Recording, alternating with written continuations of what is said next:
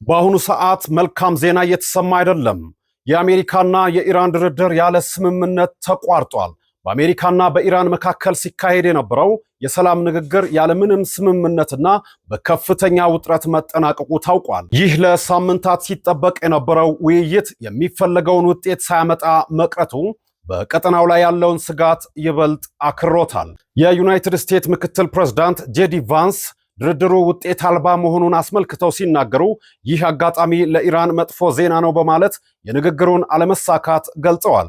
በሌላ በኩል ከኢራን ወገን እየተሰሙ ያሉ መረጃዎች እንደሚያመላክቱት ኢራን በስምምነት ያልደረሰችበት ምክንያት አሜሪካ ያቀረበቻቸው ጥያቄዎች የሕዝባቸውን ብሔራዊ ጥቅም ያላማከለና ሉዓላዊነታቸውን የሚጋፋ መሆኑ እየተነገረ ነው። በአሁኑ ወቅት የሁለቱ ሀገራት ውይይት መቋረጥ ቀጣዩን የሰላም ሂደት አሳሳቢ አድርጎታል። የተኩስ አቁም ስምምነቱ እስኪጠናቀቅ ድረስ ምን አዲስ ነገር ይፈጠራል የሚለው ጉዳይ አሁን ላይ በከፍተኛ ጉጉት የሚጠበቅ ሆኗል።